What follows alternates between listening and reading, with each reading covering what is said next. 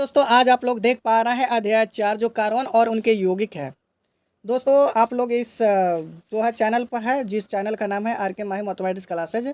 आप लोग इस वीडियो को देख रहे हैं तो पहली बार उस चैनल को सब्सक्राइब कर लीजिए और बेल आइकन प्रेस कीजिए। यहाँ पर ध्यान दीजिएगा आज से, यहाँ पर सबसे जो है 10th क्लास के रसायन के जो चैप्टर जो है सबसे महत्वपूर्ण चैप्टर जो है कार्बन और यौगिक को माना जाता है। तो यहाँ पर कार्बन और यौगिक में ऐसे 5 पॉइंट आप लोगों को बताएंगे जो 4.1 आप लोग देख रहे हैं। 4.1 में इसमें कुल आपको 18 ऑब्जेक्टिव सॉल्व कराएंगे। ठीक है दोस्तों, जो कार्बन में अबंध सहसंयोजी अबंध है, ठीक है। और ये 4.2 में दोस्तों है, इसमें जो है आपको 35 ऑब्जेक्टिव सॉल्व कराएंगे इसके आधार पे। और उसके बाद 4.3 में दोस्तों है कार्बन यौगिकों में रासायनिक गुणधर्म के आधार पर आप लोगों को 6 ऑब्जेक्टिव बताया जाएगा। उसके बाद 4.4 में है दोस्तों 7 ऑब्जेक्टिव इसमें बताया जाएगा। कितने? 7। और 4.5 में आपको मात्र 1 ऑब्जेक्टिव बताया जाएगा। तो कुल मिलाकर जो 66 ऑब्जेक्टिव आप लोगों को बताया जाए तो वीडियो पर पहली बार है। चलिए अब आप लोग को ज़्यादा समय न लेते हुए क्वेश्चन नंबर 1 की ओर चलते हैं।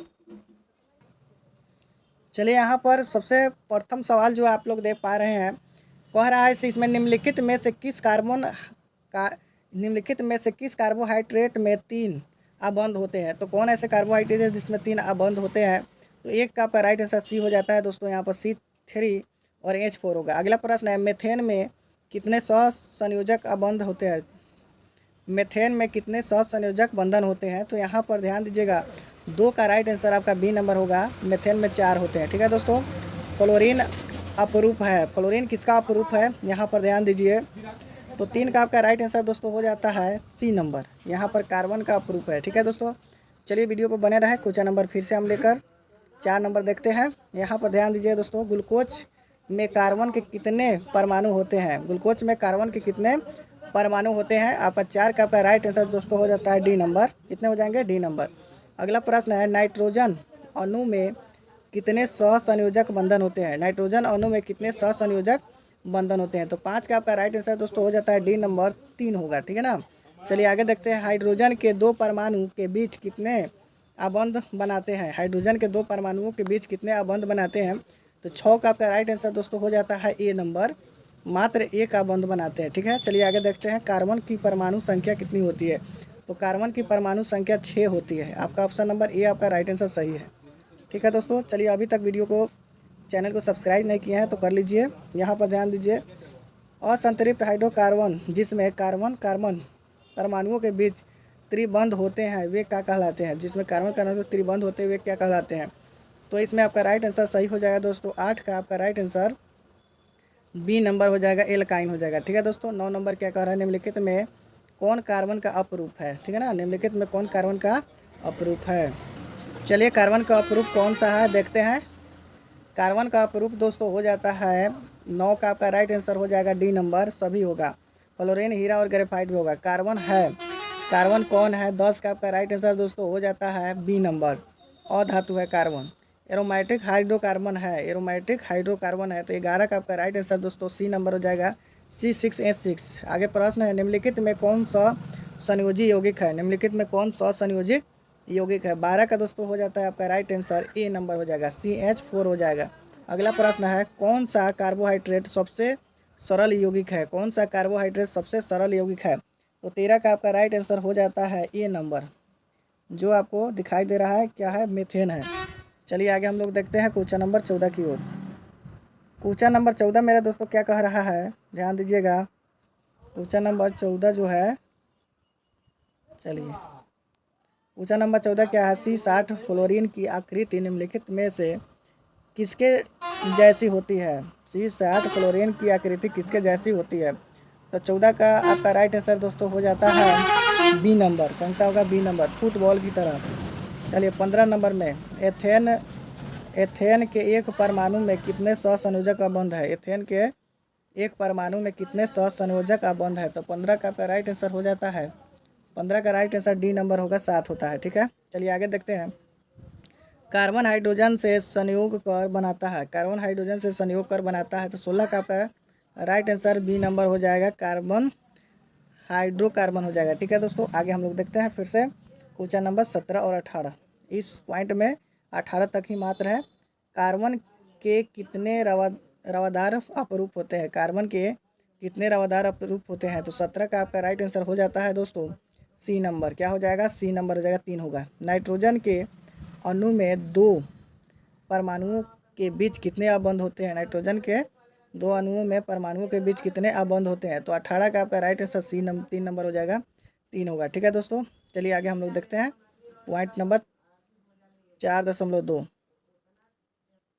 चलिए अब पॉइंट नंबर आप 4.2 देख पा रहे हैं। इसमें कार्बन की स्वर्तोमुखी प्राकृतिक, इसमें आप दोस्तों 35 सब्जेक्टिव दिखाया जाएगा आप लोगों को। यहाँ पर OH का क्रियाशील मूलक क्या होता है? तो एल्कोहल होता है। Option number C right answer सही होगा। निम्नलिखित में से कौन से युग्मक समवयवी है? तो निम्नलिखित में से कौन सा है समवयवी है? तो ये सी नंबर आपका राइट आंसर होगा। C2H5OH और C3OCH3।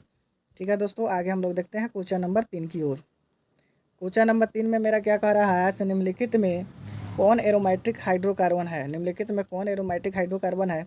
तो सी नंबर होगा C6H6 होगा। ठीक है दोस्तों, आगे हम लोग देखते हैं एथिलीन में कार्बन कार्बन के बीच 2 अबंध मौजूद होते हैं। एथिलीन में कार्बन कार्बन के बीच दो अबंध मौजूद होते हैं। तो 4 का आपका हो जाता है दोस्तों, ए नंबर हो जाएगा, 1 सिग्मा होगा। ठीक है, आगे देखते हैं एल्काइन श्रेणी के सदस्यों का सामान्य सूत्र क्या होगा? तो एल्काइन में क्या होता है? C2H2N-2 होता है एल्काइन में। तो यहाँ पर ऑप्शन नंबर आपका सी है, 5 का आपका सी नंबर राइट आंसर सही होगा। चलिए आगे देखते हैं क्वेश्चन नंबर 6 में क्या कह रहा है? एल्डिहाइड श्रेणी के सदस्यों का क्रियाशील समूह है। एल्डिहाइड श्रेणी के सदस्यों का क्रियाशील समूह है। तो 6 का आपका राइट आंसर दोस्तों हो जाता है सी नंबर यहाँ पर। चलिए आगे देखते हैं C6H6 आणविक द्रव्यमान होते हैं। C6H6 आणविक द्रव्यमान होते हैं। तो 7 का आपका राइट आंसर हो जाता है, 7 का राइट आंसर सी हो जाएगा, 78 होगा। चलिए आगे देखते हैं क्लोरोमेथेन का सूत्र होता है। क्लोरोमेथेन का सूत्र होता है। तो 8 का आपका राइट आंसर हो जाता है दोस्तों बी नंबर। क्या हो जाएगा? B number CH3Cl। चलिए आगे हम लोग देखते हैं क्वेश्चन नंबर 9 में। क्वेश्चन नंबर 9 क्या कह रहा है? COOH अभिक्रियाशील मूलक को क्या कहते हैं?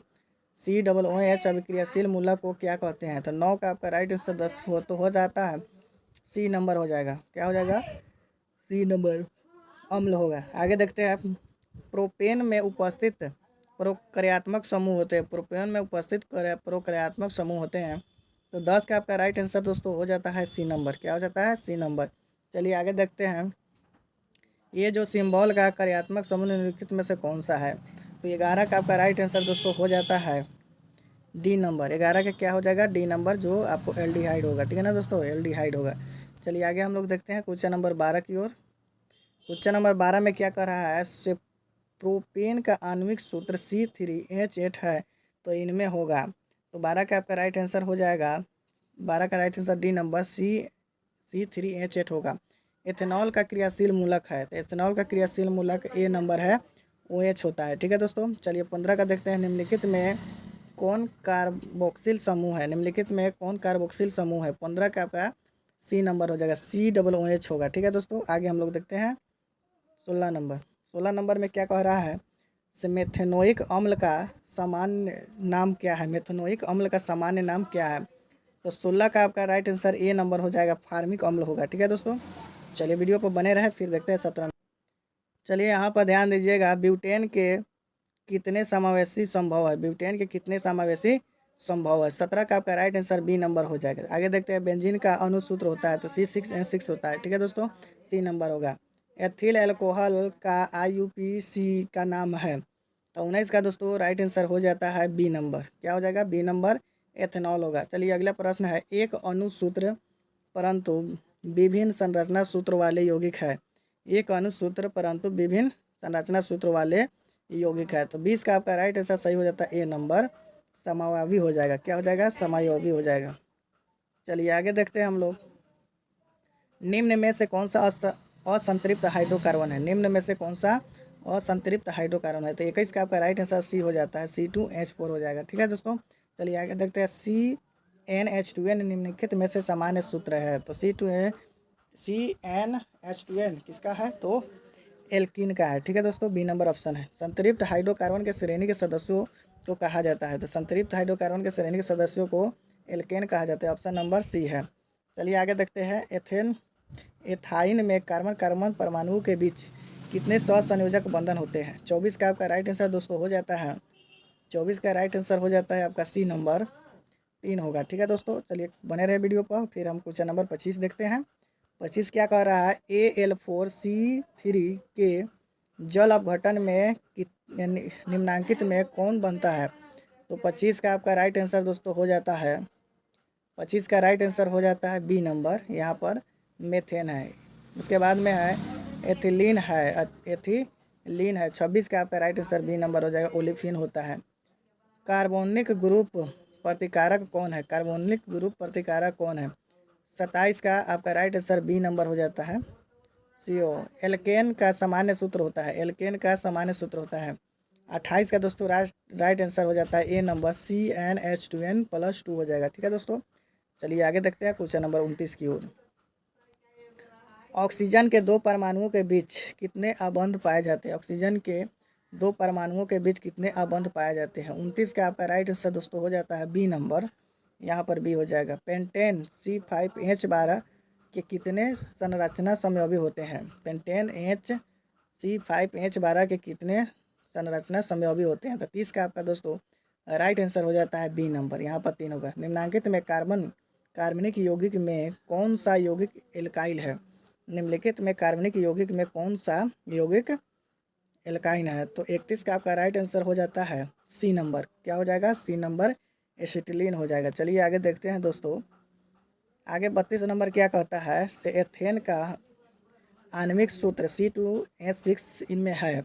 एथेन का आणविक सूत्र C2H6 है। तो 32 का आपका राइट आंसर दोस्तों हो जाता है सी नंबर हो जाएगा, 7 संयोजक अबंध हो जाएगा। अगला प्रश्न है 33 नंबर।